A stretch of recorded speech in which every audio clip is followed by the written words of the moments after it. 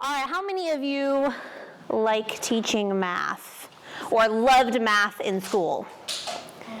Oh, very good, because you are very unlike me. That was like my worst subject in school. I hated math class. My younger sister would be doing my sixth grade math homework, and I'd be in tears at the kitchen table because I did not understand it. So when I started teaching, I made it my goal to make math fun for my students, for those that struggled, because I did not want students in my classroom to feel like I did in math class. I love teaching math now. I will not teach algebra, I'll be honest. That is beyond. I have 8th graders that come, how do I do this? And I'm like, I have no idea. Let's find out together. But I love learning and I love teaching math. And there are so many ways now to help our students with math. I didn't have manipulatives in school. I mean, we had like little counters and things, but fraction bars and fraction circles. I'm like, whoa, I totally understand this now. Why didn't I understand this when I was in school? Hands-on. So if you have students who are struggling, anything hands-on is going to be helpful. And so we're going to start off today. Actually, before we start our game, this came across social media and thought this was highly appropriate for us. We don't know every student's going to be in our classroom yet, but we know some of them. We may not know any of them. But God has specifically picked each of those students to be in your classroom. You are in their lives for a reason and a purpose. You are chosen and are called to make a difference.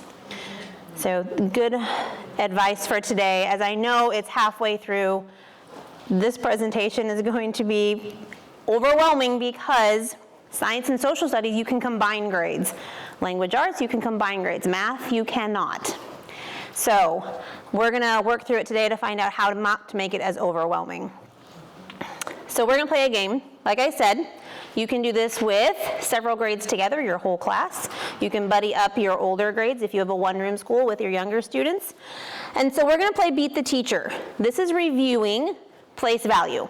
So you've already done some activities and lessons on place value, and so this can be a fun little assessment, a fun activity to do at the end of a unit or the end of a lesson. And so Alexandria is going to be our teacher. You can use a spinner, you can use a dice, whatever you have in your classroom to select a digit. You could put them in digits in a hat, 1 to 9 in a hat. So on your worksheet that you have, we're going to do a couple rounds. We're going to play game 1. You have place values. I'm going to spin a number. You're going to choose which place value you want to put that digit. So if I spin a 4, do you want your 4 to be worth 4 ones? Do you want it to be worth 4 tens, so you have 40? Or do you want to be brave and say you have 4,000? Okay, we'll try to make a 4-digit number. So we'll just go to the thousands for the sake of time. And so we'll spin 4 times. Does everybody understand those directions? Yes.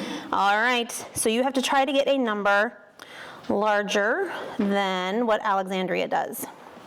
All right, so we're gonna spin.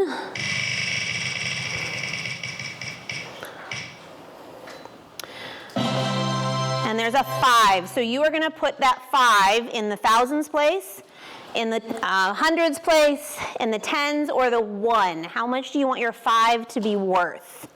Remember, you're trying to get a number bigger than Alexandria. We're not going any higher than thousands. No higher than thousands, for the sake of time. We're going to write it in here? Yep, write it in the box. Okay, we'll spin again. This will be your second digit. Where are you going to place it? All right, a 7. So hopefully you didn't put that 5 in the thousands digit. All right, so you're going to place that 7 in thousands or less. If we place 1 already in the thousands, we not? You can't change it. You cannot change it. Once it's there, it's there. Then we have the next number has to go into one of the other. One of the other categories, yep. So my students usually try to, like, if it's a 1, they're like, oh, I'm going to put it in the ones place.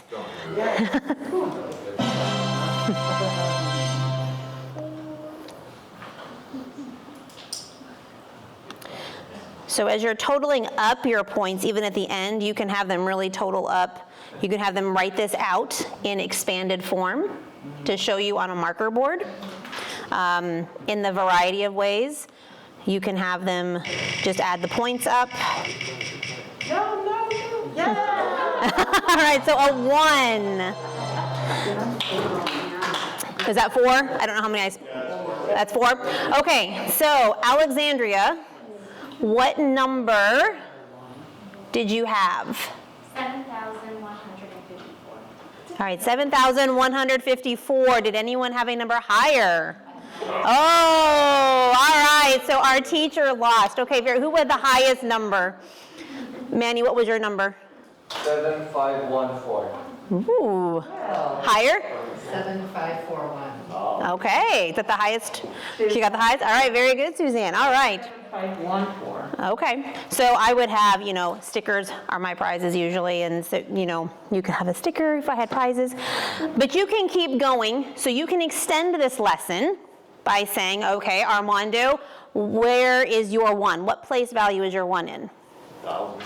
Okay, so what is so Kelly, if his 1 is in the thousands, what is the value of his digit 1? 1,000. So you can easily take one person's number and then ask various students in the classroom, how would I represent 20? If you have a younger one, 2 10s, and they could even have the manipulatives with them to represent that. Okay, for my older students, you might ask, what would be 10 times the value of, the 4 in the 10s place? Really extend, but this is a fun way. My students love this game. I have 5th and 6th grade, and this is something they look forward to every year when we do Unit 1 on place value. You could make your own sheet and add decimals to it to practice decimals or fractions as well. But just a fun game to review place value. So we're going to talk about the math curriculum, and the only way to really learn math is to actually do math. This is not a subject where you can just read the book and know all the material. You actually have to get in and work together. I try to make math, as I said in the beginning, as real for my students as possible. We do a lot of hands-on tangrams. I have a student here who is measuring the mass of corn from the field corn, or the field corn we found in the field next to us. Legos, IXL, all of these varieties of ways we can do anything hands-on related for our students to experience math.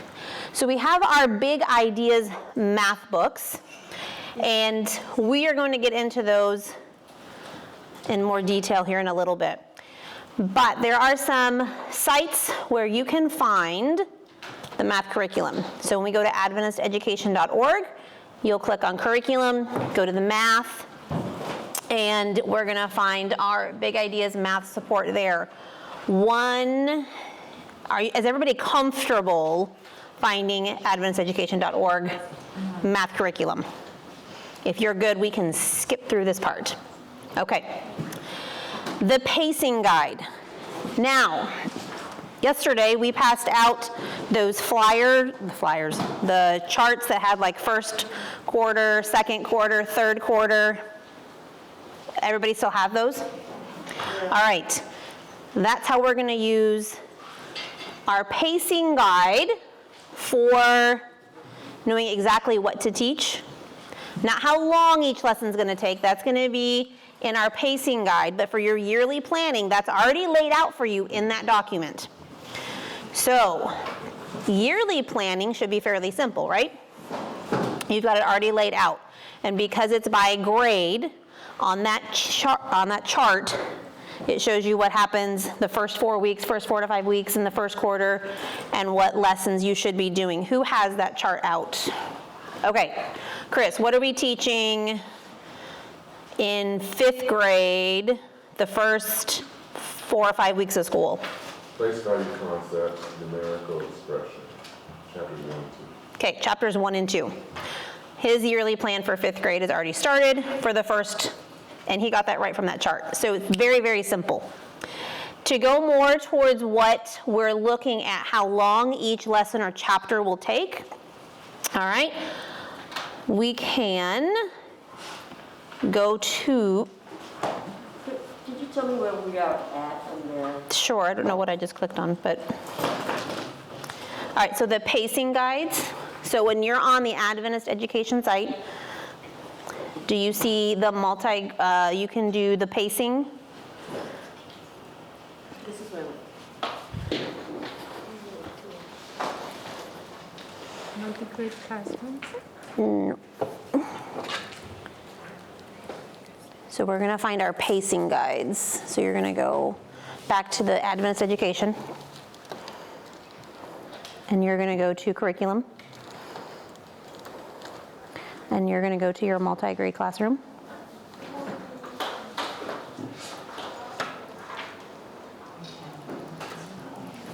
Here. Yep. And then you're gonna scroll down to your multi-grade curriculum. And then math.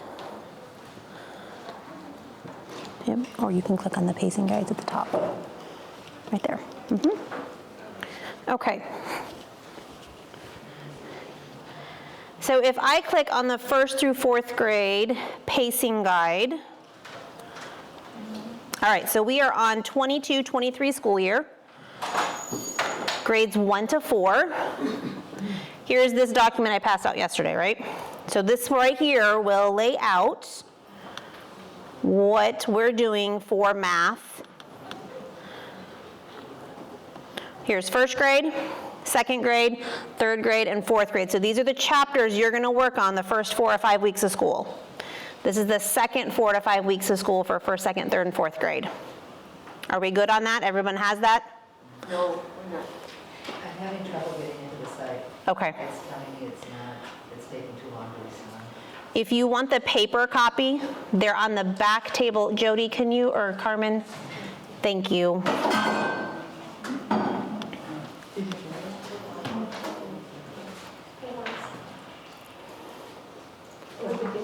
Yes. Anyone else need one? Carmen has them. If someone else needs one. Oh. So what grades do you have? 3 and 4. So you're gonna find, This is grades 1 through 4. right, so your 3rd and 4th grade are still on there. So when you go to math, yes. All right. So when you look at math, you should see, It's in math. down the side on the left-hand side. Yep, make sure you're in the right year. Make sure it says 22-23 school year. I don't know why the default goes to the 23-24 school year. And then we do grades 1 through 4.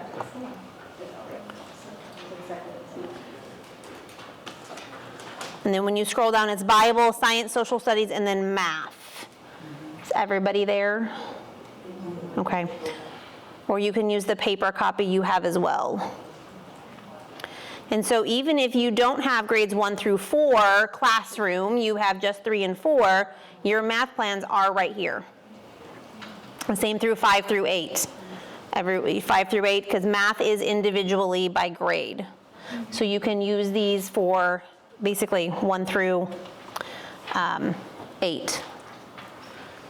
Okay, are we good? You're good? Okay. All right. So we're gonna take a look. You wanna keep that bookmarked, you can keep that open. And we're gonna take a look at our math textbooks. And so when you get your teacher's edition, this is where it's going to tell you in your teacher's edition how long each lesson or each chapter is going to take. Now where did you go on this? This is not on, no, this is just, I took snippets of my textbook. So when you have your teacher's edition, I'll grab the 5th grade.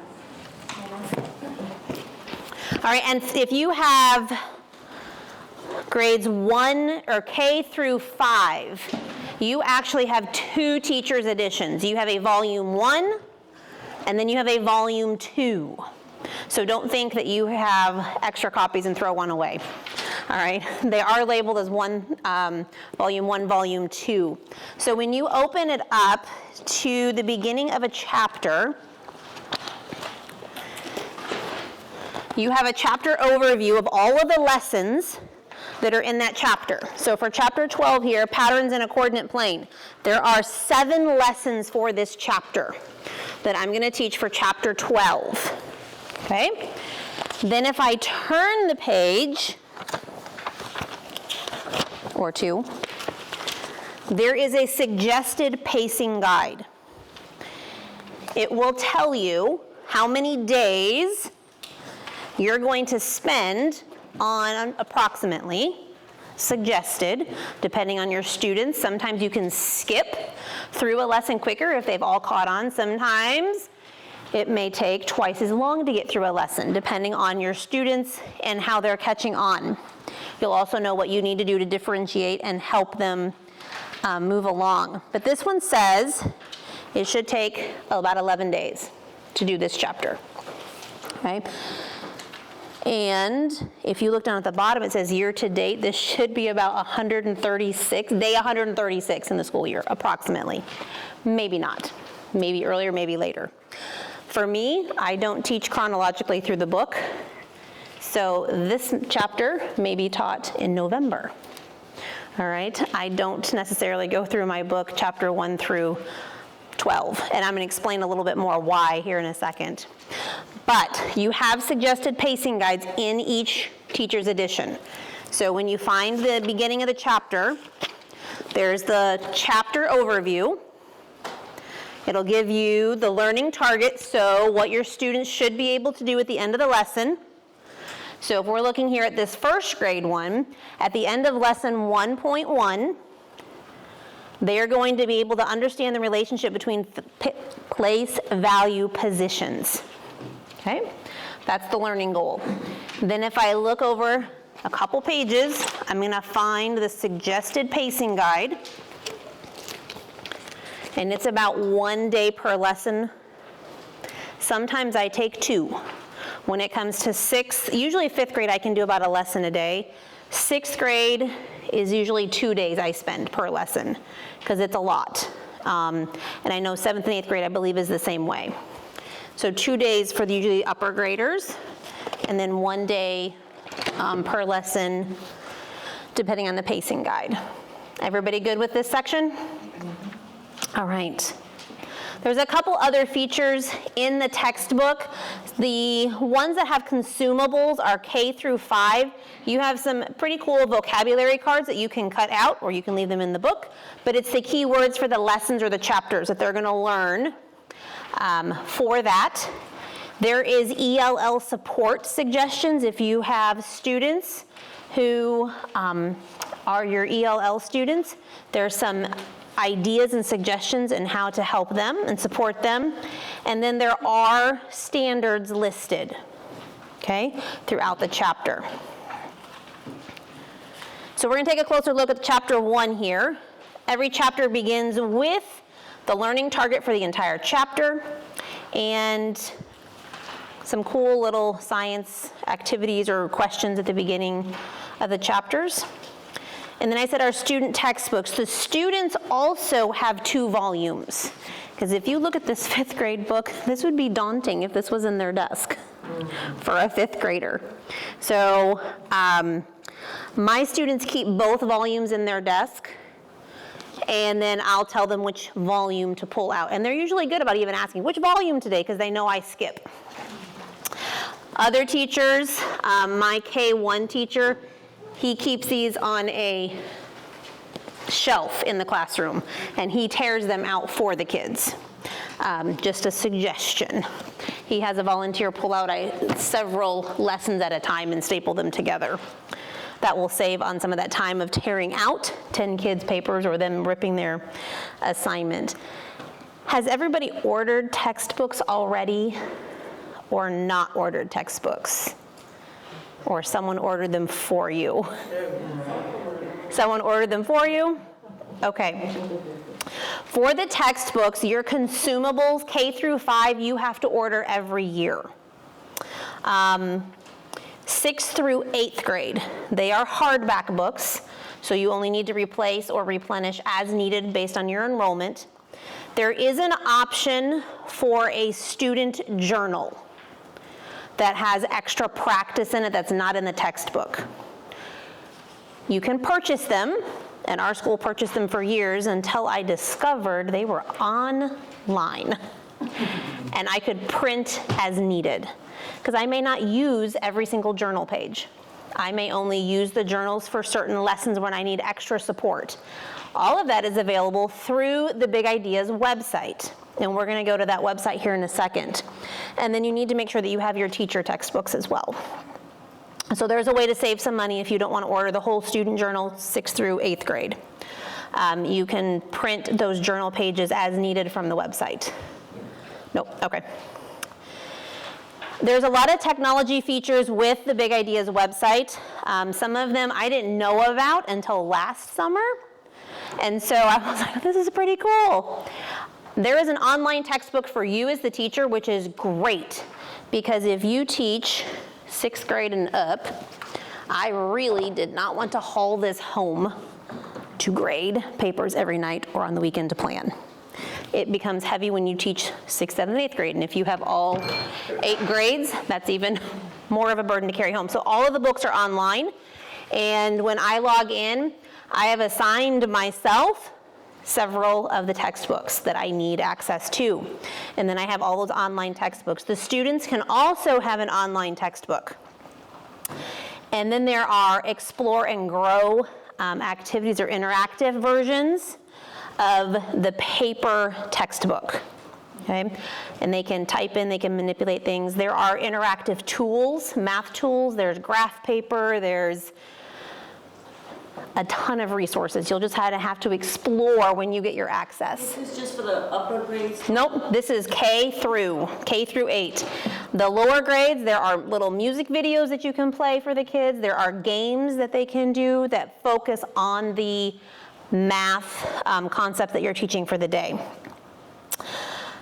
When you are wanting to be online, not paper-based, you can customize some assignments and tests. When you do the online test, you can set the limit for how many times they can try a problem.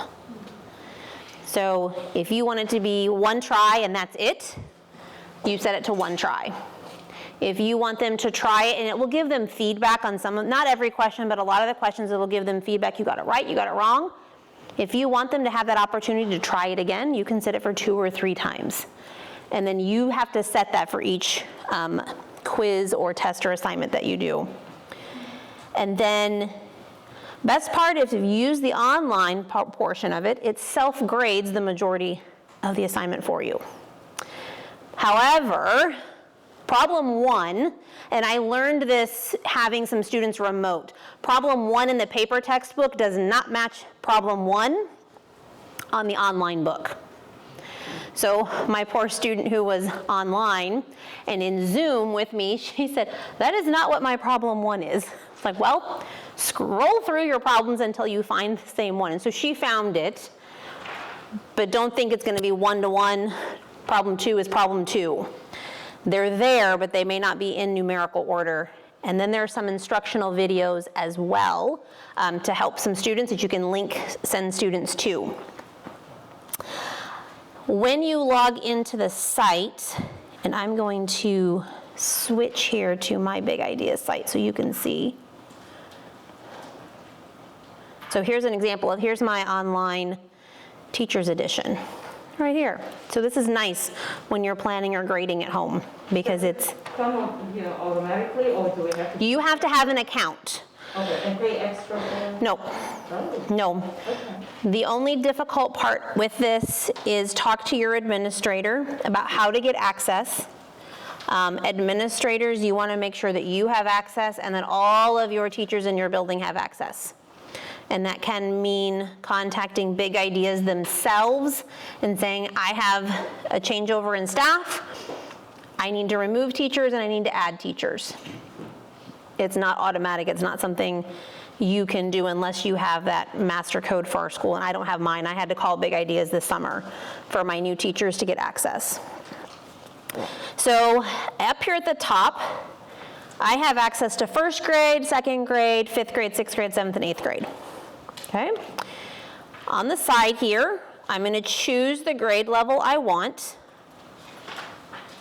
And so we'll choose the second grade book. Then I choose the chapter.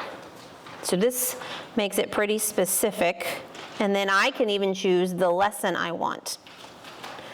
Here are all the resources available online for Chapter 4, Lesson 3. I can view the student copy. So this is what the paper copy looks like. I can view lesson plans that Big Ideas has put together for that lesson. There is an option for the student edition to be for Spanish. If you have that need, you can order those. Here's my teacher's edition. All right. This is the one that I like, are the resources by chapter. Here are all of the answers to the resources. So when I click on the resources, here are extra worksheets, extra skill sheets to reinforce lesson 4.3. So here's a daily practice if you want to do a daily practice, if you want to do a vocab practice. Here are skills that they need to know before they should know before they start that lesson. This is the one I use a lot, is the extra practice. I might want to do a little check to see, did they really understand what I did the day before? Or, we did a lot of practice from the textbook in class. They worked hard with me during their time. I'm going to send them back with this worksheet. This is just extra practice. And there's just 7 problems. If the lesson didn't go well and you need to reteach it and you've already used the textbook, here's a reteach worksheet. Gives an example at the top of what you had already taught yesterday. You can reteach it. And then there's just one. You could use this kind of as a quiz the next day before a new lesson. For your students who need some enrichment and an extension on it, a little more of a challenge, there's an activity for those opportunities as well. And that goes all the way through 8th grade. So there is the reteach, the extra practice, and the extension. So that's just a few of the resources there. Then if I go to the 6th grade, 7th grade, 8th grade, I can show you the student journal. Same thing, you're going to choose the chapter and the lesson on the left. And then on the right, there's a choice here for student journal. You have your answers, and then you have the student journal. So you have, at the top, it gives them that learning target, what they should be learning by the end of the lesson. The criteria is either your I can statements, if you've heard of those. This is what they can do by the end of the lesson or should already be able to do. A little exploration practice together. Some more exploration. If you want your students to take notes, they can do a self-assessment. I love to use these self-assessments. In my classroom, I have a wall. On the wall, I have a chart that's called the levels of understanding. And so I ask students at the beginning of a lesson, what do you know about percents? How do you feel about it? 4, you know a lot about it. You can teach somebody else about it. Or all the way down to a 1 of, I have no idea what a percent is. What are you talking about? We go over the lesson. I then ask them at the end of the lesson, okay, now where do you feel you are? Are you still at a 4? Are you still at a 1? By the end of the lesson, you should not be at a 1. I have a couple who I have to tell, we need growth mindset. Don't be very negative about it. You learned something. You may not be very confident, but you have learned something. We want them to feel they can do it on their own. So I like my students to say, by the end of the lesson, I want to be at a 3. If they're telling me they're still at a 1, I need to do a little checking to see if they're really feeling confident or if they're really, really lost. Here's the practice. And this is great if you want to get out of the textbook. For some of my students who the color is too much and they're overwhelmed because they see 60 problems, I print off the journal page. and it's just 13. It's not very many problems on the journal page. Now for that journal, I have binders printed off. I have 2 binders. I have one for 5th grade and one for 6th grade. I have all the journal answers printed and ready to go, so I don't have to go online and look it up. It's easy to pull the binder off. If I have my aide in there, she's not having to log in. It's here. Go find the lesson, chapter. The other very cool thing, there are worked out solution keys. This has been a friend of mine, especially when those 7th and 8th graders come and ask for help. Like, I have no idea. So it will tell you how the steps to get the answer. So very helpful, because some of these concepts were new to me. I didn't know how they solve these problems differently, some of them. So I was like, I'm learning right along with the kids on some of this new math, as some of the parents will tell you. So we're learning right along with them. So there is an entire section of worked out solutions. I have this printed off for the entire textbook and in that same binder. So if a student comes up to me, if I have a sub, here's the answers for the worked out problems. Very, very helpful for having that available in a binder. All right.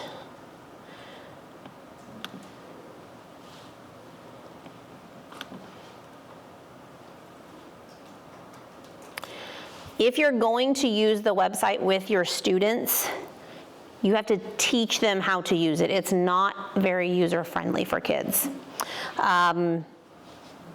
The only complaint I have about the website is it's not user-friendly for kids.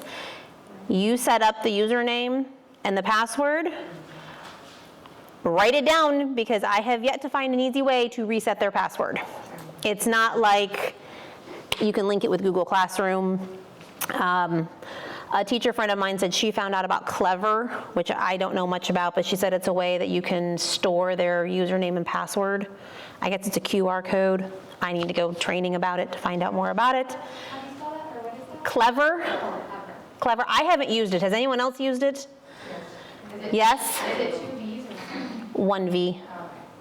Is it easy to use? Is it a QR code? No. No. Is it just like a one-click link? Once you click it, it will help you go to the different resources that the kids can go, or even teachers. All right, there you go. So something you might want to look into. Yes? Can the students change their password?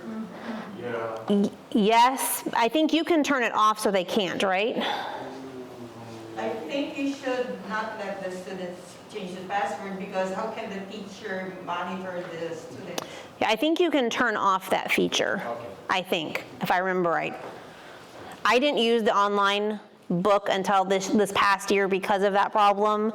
They would forget the password, and it wasn't exactly user-friendly until I had a student who went remote for an extended period of time, and that was the easiest, and I just told her, don't lose the password.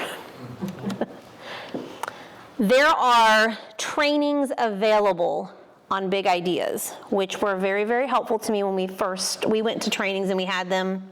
You know, you go to a training for a textbook and then that's it. You don't see it again. Big Ideas has online tutorials, which is very, very good.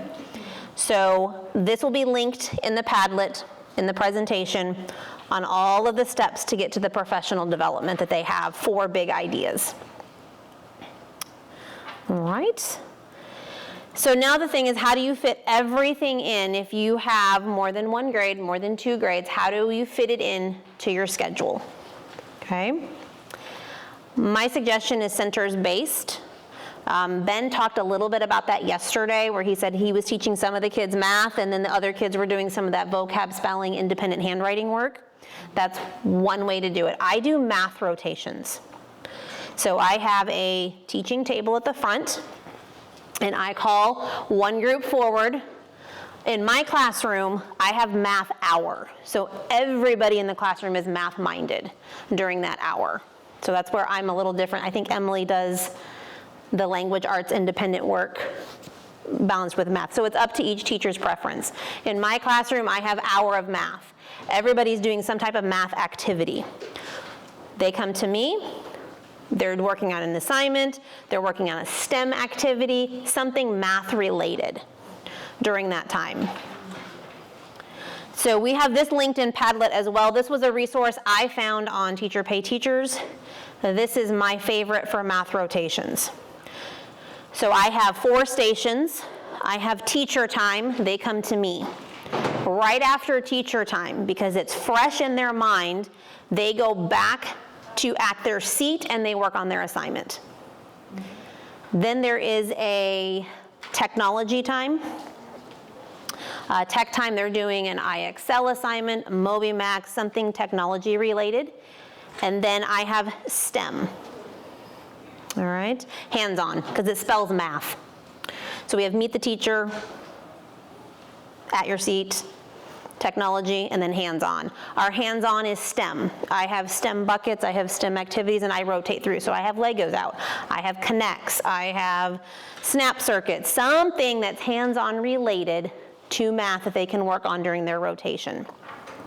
And my rotations are usually 12 to 15 minutes per grade level. And then they go back to their seat. Sometimes I have to extend that a little bit. And then the next grade is a little more excited when I'm like, oh, I'm so sorry, we're just gonna do a review today. You get to do an IXL assignment. If it really goes over, because I do want them to do something math review, math teaching. At a request of students several years ago, I started doing a math wall in my classroom as well. I have math posters that stay up all the time until testing time, and then I cover them all. So they don't have that resource. Something else that works instead of a math wall is an information folder.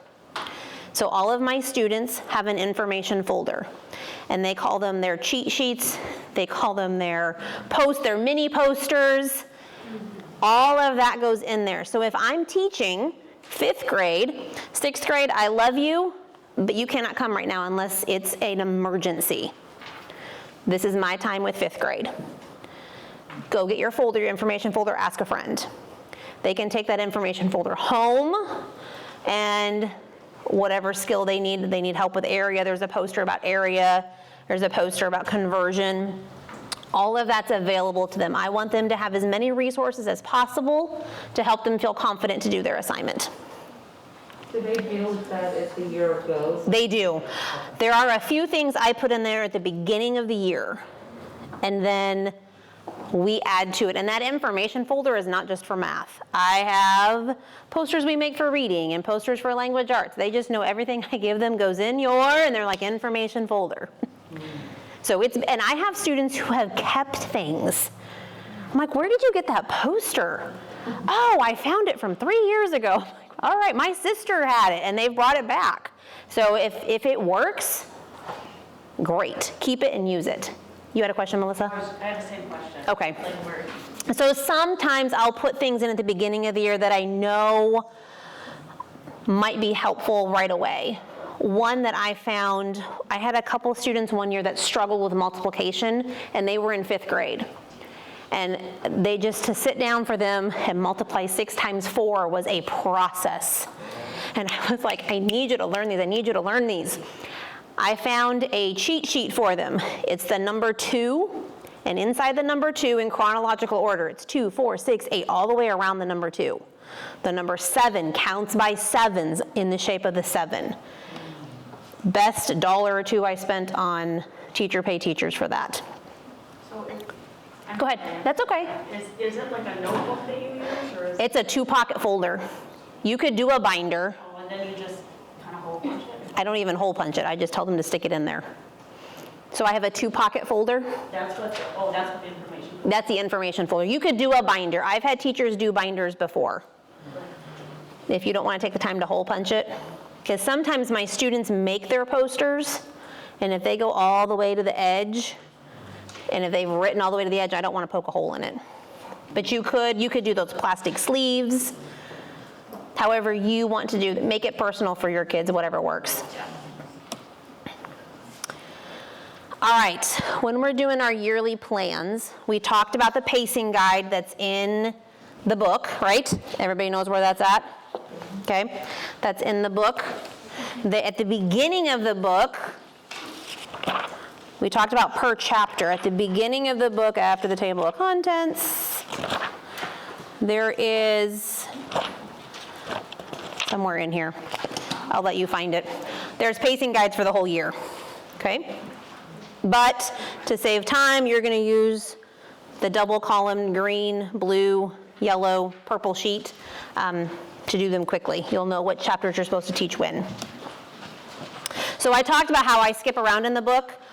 One way I help support my struggling students, my on-target students, and then even my accelerated students who need a challenge, we do 4 days of textbook work in my classroom.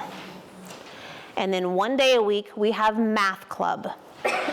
Math club is where I take those chapters at the end of the book that sometimes we struggle to get to, or that I know students are going to be tested on the MAP test, and I want them to have knowledge of it. We do that throughout the year. So at the beginning of the school year, yes, I'm on place value, but my first week of school, I might be doing area and perimeter. So I know I have to teach area and perimeter. I am not going to take out this textbook though.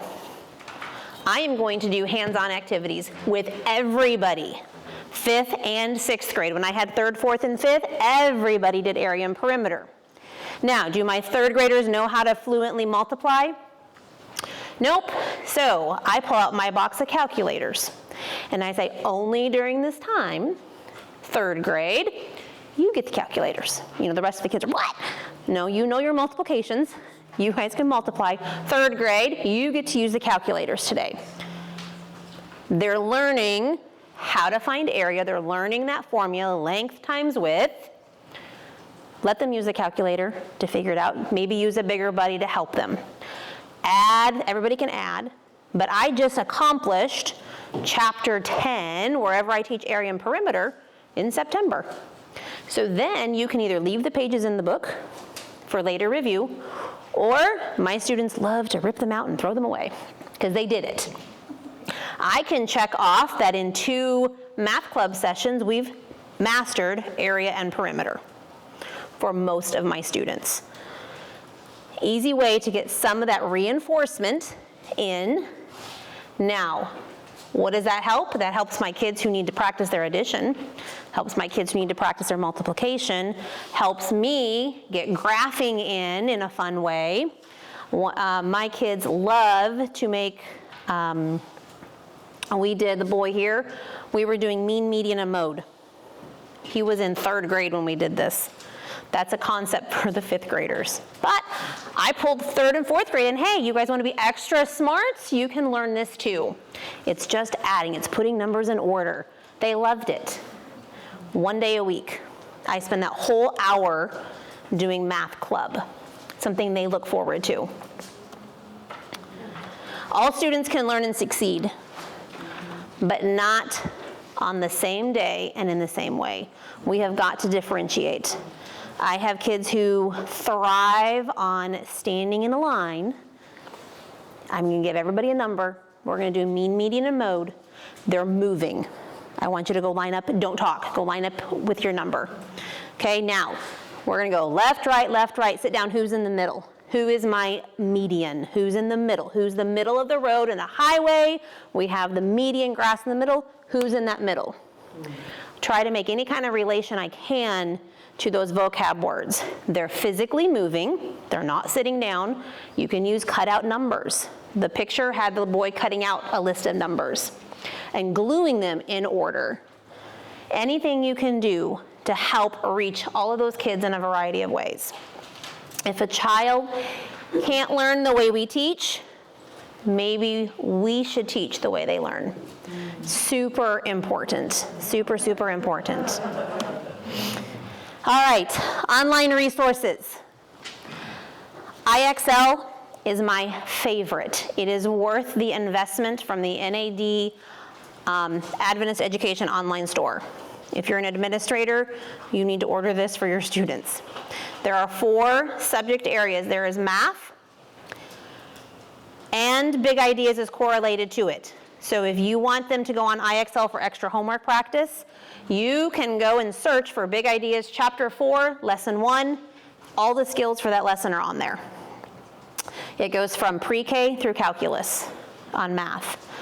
So if you have a student who is a high achievement student, they can be challenged. We had an 8th grader who was doing calculus on her free time last year, just for fun. There is language arts, broken down into all of the areas of literacy, social studies, and science. So IXL is worth the investment.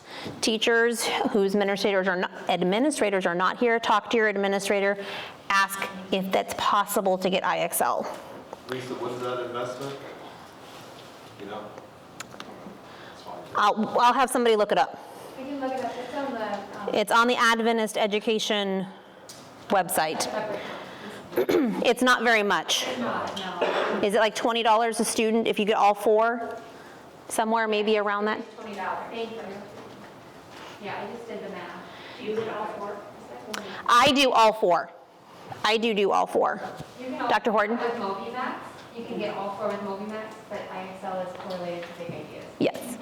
Go ahead, Dr. Horton. I was just gonna say, maybe later on today, we can just pop it up on the screen. Yes, we'll pop that up. Yep. MobiMax is another really good one to help students who need the intervention or the acceleration because it meets them where they're at. You can assign skills that match area and perimeter, or they take a placement test and it places them. So for that student who was struggling with multiplication in my classroom, when she took that placement test, it placed her where her ability was. No one else in the classroom knew. She was able to go on there during my tech time and work for her 15-minute rotation on MobiMax Math. And that would help her get caught up and meet her skills there. Mathletics I have not used. Math Seeds is good for the lower grades. MobiMax is good for like grades 3 to and up. Math Seeds is good for the lower grades. Meaning like 2 down or? Yeah, pre-K through 2nd grade. Math Seeds is good for. All right.